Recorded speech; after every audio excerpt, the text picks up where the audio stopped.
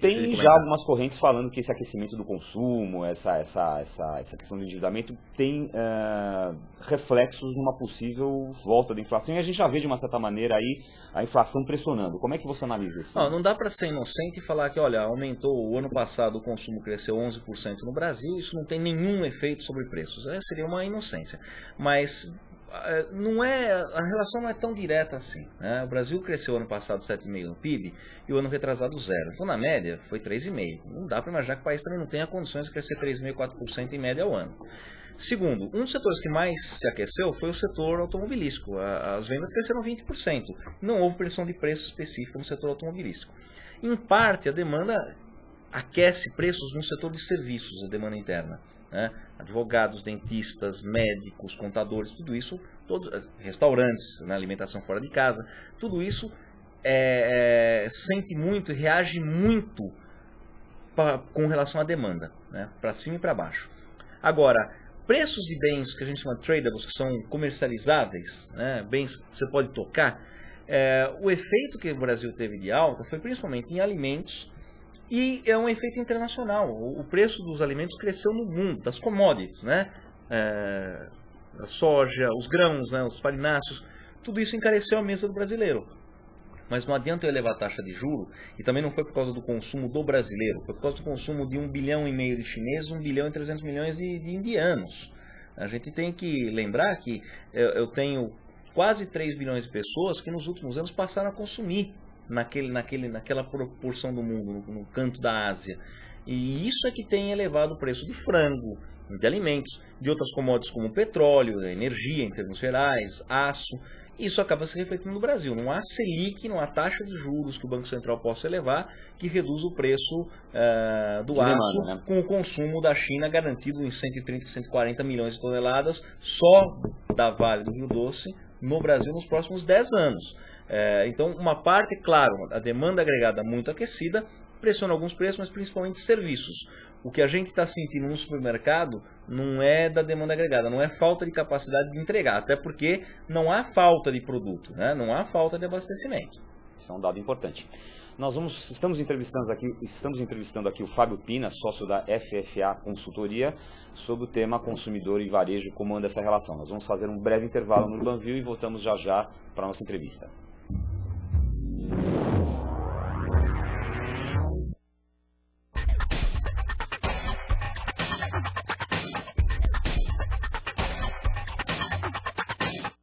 Dá para financiar a faculdade particular sem precisar de fiador? Com o FIES dá. Agora, aluno com renda familiar de até um salário mínimo e meio por pessoa, bolsista do ProUni parcial ou aluno de licenciatura pode financiar o curso sem precisar de fiador. Com o FIES, Programa de Financiamento Estudantil, ficou mais fácil fazer o curso superior que você quiser. Informe-se no portal do MEC e faça a sua inscrição. Com o FIES, dá. Ministério da Educação, Governo Federal.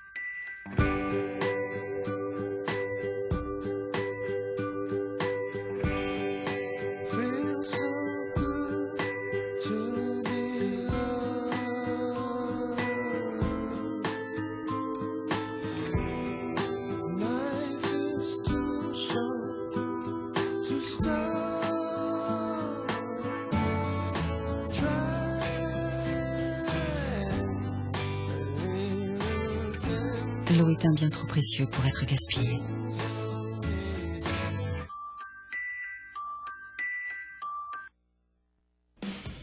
Dá para financiar minha licenciatura sem precisar pagar nada? Com o FIES dá.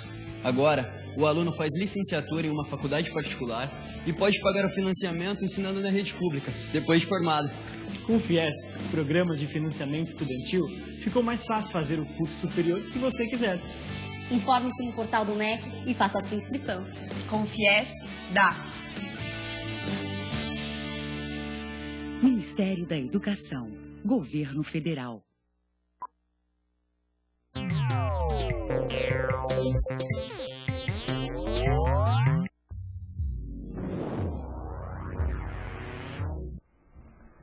Estamos de volta com o Urbanville, que hoje entrevista Fábio Pina, sócio da FFA Consultoria. Estamos discutindo aqui na nossa entrevista de hoje o tema consumidor e varejo, como anda essa relação. E vamos voltar já com a participação de vocês, internautas, que o Caetano está me dizendo aqui que está bastante positiva. É verdade, Gilberto. No bloco passado, o pessoal fez alguns comentários em cima do que o Fábio falou. O engenheiro Carlos disse aqui: inflação é resultante do excesso de gastos do governo em ano eleitoral. O Mena Barreto está dizendo, ainda falando sobre as lojas, sobre o consumo em si, algumas lojas, e tive esse exemplo comigo mesmo, ligam para o consumidor que comprou um determinado produto há um ano para oferecer um mais moderno. Eu comprei uma TV em junho do ano passado e o vendedor da loja me ligou esses dias dizendo que já tem uma muito mais moderna, com mais recursos. Uma boa estratégia de venda, pois realmente faz cócegas. E a Luísa, Fábio, pelo Linha Direta, está perguntando o seguinte: as grandes marcas, que já vendem muito, se preparam de que forma para atender essa classe C emergente? E o pequeno varejista também sai ganhando? Bom, primeiro eu também comprei uma televisão em julho do ano passado, deve ser a mesma loja, e também, basicamente, o que o vendedor falou para mim, ó, tua já tá velha, basicamente é isso. O senhor está desatualizado, ultrapassado. O problema é convencer minha esposa que eu tenho que comprar outra televisão em menos de um ano, né? Tá ficando muito difícil esse convencimento, mas também coça, claro. Segundo, parte da inflação interna, de demanda interna, que se reflete principalmente no setor de serviços, é claro que vem do governo. O governo é o maior demandante isolado do país. O governo, em termos gerais, gasta 40% do PIB. Então, ele é um consumidor que consome 40% do PIB. E claro que se ele reduz ou aumenta o gasto dele, faz uma diferença brutal. Que eu nem coloquei isso no tema, na mesa, porque isso para mim é evidente. Se o governo quiser fazer a coisa certa, não tem sentido a gente pedir para o consumidor parar de consumir, agora que a gente está tomando gosto, não pode mais brincar, né? Fala para a classe C e D, olha, é gostoso, né? Consumir melhor, viajar, andar de avião, mas não pode mais. Agora que você já comprou uma manteiga de melhor qualidade, ficou com a geladeira, volta para trás. Né? Não, isso também. Ou pedir para a empresa não invista, porque investimento é consumo também, né? Não invista tanto, porque não dá, o país não cabe em si mesmo. É mais fácil o governo reduzir seus gastos, que em termos gerais, o consumo das famílias e o investimento das empresas é mais eficiente que o consumo do governo. Se o governo fosse mais eficiente que esses dois setores, né, que as famílias e que as empresas, eu diria, olha, quanto mais o governo consumir, melhor para o país, mas não é verdade. E a pergunta é como é que se lida com a classe C e D, né? Se o pequeno varejista sai ganhando também. A primeira coisa, a gente está fazendo um estudo agora na FFA com os novos dados da POF. E, em primeiro lugar, o que aconteceu há uma transição, efetivamente, de faixa de renda, o que é muito bom. Não só classe C e D estão consumindo mais, como pessoas que eram da classe C e D passaram a ser da classe B. Sob algum critério arbitrário, mas migraram, isso é evidente. Mas quem consome mesmo no Brasil é a classe B. O total agregado de consumo está na classe B. Primeiro porque recebeu muita gente que era das outras classes, segundo porque a renda é maior. A classe C e D estão crescendo muito em termos marginais, eles ainda não representam a maior parte do consumo. Só que são 100 milhões de habitantes. E toda vez que as pessoas falam na classe C e D, eu fico muito curioso de imaginar, onde estavam escondidos esses 100 milhões de habitantes nas últimas décadas, né? Eles existiam. Acontece que não havia de fato estratégia. Isso a pergunta é bem pertinente. Não havia estratégia para atender essas pessoas. Há algumas coincidências. Essas faixas de renda elas estão interiorizadas. Então elas não são só faixas de renda distintas da classe A e B. Elas também moram em locais distintos. Elas estão ou nas periferias das grandes cidades ou interiorizadas. E não havia uma estratégia, nem de grandes supermercados, nem muito menos do pequeno varejo. Agora, o que acontece, parece que a gente acordou, não é que essa classe ela surgiu no Brasil, ela existia, mas a importância que se dá ao consumo continuado da classe C e D tem que ser a que está sendo dada agora mesmo. Então, as grandes redes de supermercados, de lojas, de varejo, as indústrias começaram a adotar estratégias para atender. O que parece que pessoas. Não valia a pena para as indústrias investir, mover esforços para atender esse tipo de consumidor. Agora a gente vê aí empresas como a Nestlé, por exemplo, criando estratégias específicas para o interior do Nordeste, Exatamente. onde ela vende produto fracionado ou produto em embalagens mais menores, simples, a embalagem não é tão relevante. Ou ao próprio canais de Nordeste, vendas diferentes, quer dizer, venda porta a porta. Porta a porta, na padaria, também no supermercado, no posto de gasolina.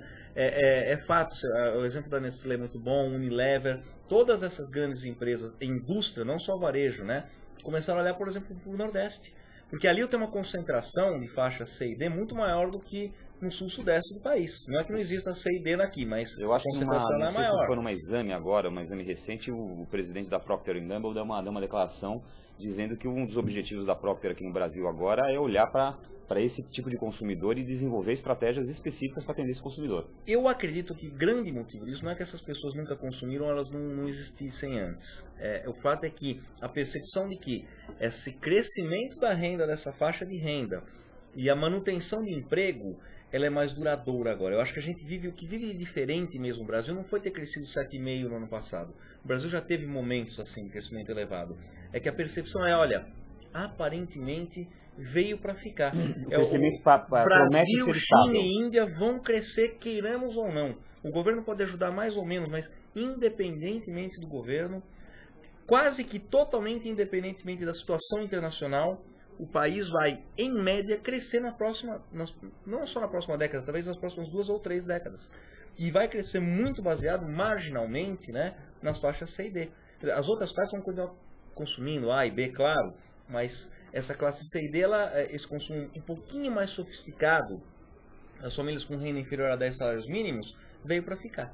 Então, eu acho que é por isso que a estratégia hoje olha com mais cuidado, mais carinho para esse segmento da sociedade. E porque não é nem próprio interesse do governo, digamos assim, fazer com que isso vá para trás, porque desestabilizaria qualquer governo, que nem você falou, não dá para chegar para a classe C e D agora e falar assim, olha, não dá mais para vocês comprarem aquele que vocês passaram a comprar, isso desestabiliza qualquer situação social. A frase do Carlyle, né, na eleição do Clinton, a economia estúpido, ela funciona muito bem, né? Ela virou um marco para os economistas.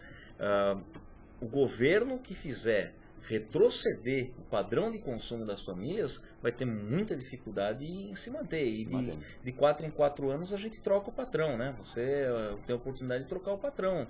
E isso acontece.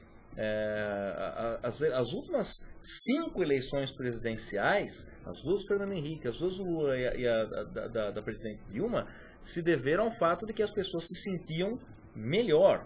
O meu bolso está melhor, a minha mesa está melhor. O Fernando Henrique combateu a inflação, isso foi um primeiro ganho muito importante de renda para as faixas mais baixas. E o Lula, que tem todos os seus méritos e também pegou uma conjuntura internacional favorável, soube surfar nessa onda. Claro que todo mundo fica tentado a votar naquele governo, naquele sistema que está garantindo melhor condição de vida para você. A Dilma a mesma coisa, nessa onda. Se a Dilma mantiver o crescimento, ela é uma candidata à reeleição fortíssima. Se ela não mantiver o crescimento econômico, ela é uma candidata a sair mais rapidamente do palácio. Isso é uma verdade. Como é que está a nossa participação aí, Caetano? Tem mais pergunta, tem 2 perguntas que estão prontas aqui para fazer para o Fábio. Então, por favor. Posso fazer? Vamos lá. Olha só, Fábio, o Thiago, ele mandou o seguinte aqui pela linha direta. Esse crescimento do consumo traz maior qualidade nos produtos ofertados? E o Mena continuou aqui a participação dele dizendo, Fábio, qual a participação do comércio eletrônico hoje em todo o varejo? Pode-se dizer que o comércio eletrônico teve influência no aumento do consumo de produtos e mesmo serviços? Aí ele disse, gosto sempre de me basear em meus exemplos. Sou hoje um consumidor que compra muito mais pelos sites das lojas que em lojas físicas. Passagem aérea, por exemplo, faz anos que eu não compro em uma agência, mesmo ingressos para show, cinema, etc. Então vamos perguntar